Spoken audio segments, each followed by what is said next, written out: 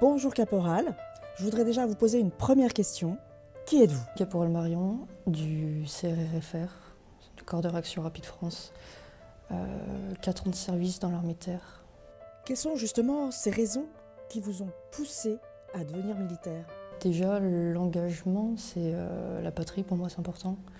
Étant donné que dans ma famille, mes grands-parents, arrière-grands-parents étaient engagés pour la France alors qu'ils n'étaient pas français, ils étaient dans la Légion. Et du coup, j'ai suivi un petit peu le pas en voulant m'engager dans l'armée aussi. Alors justement, je rebondis sur votre formation. Vous dites que ça fait 4 ans que vous êtes militaire. Quelle est votre formation, votre parcours professionnel? J'ai commencé dans le civil avec un bac pro cuisine. Et je me suis engagée assez peu de temps dans l'armée. Je suis arrivée directement au 44e régiment de transmission.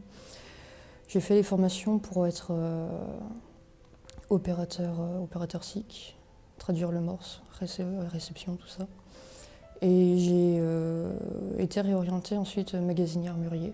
Et ensuite j'ai été mutée ici. Alors là, votre expertise, votre mission au sein du CRRFR, quelle est-elle concrètement? Qu'est-ce que vous faites au sein du CRRFR?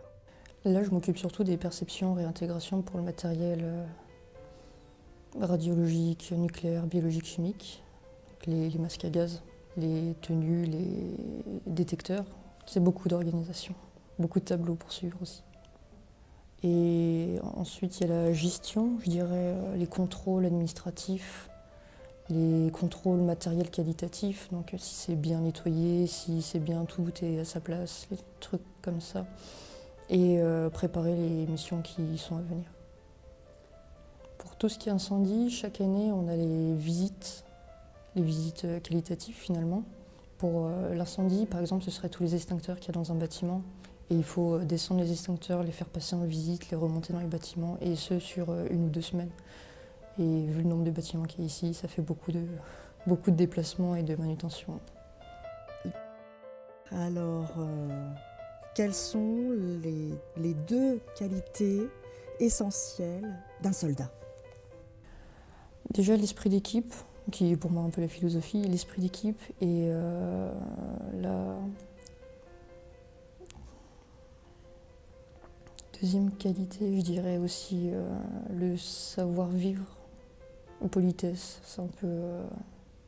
Ça va un peu avec l'esprit d'équipe, mais on peut avoir de l'esprit d'équipe, mais le manque de rigueur aussi pourrait être un frein. Je vois pas trop, j'ai un peu de mal. Je vous remercie beaucoup. Merci.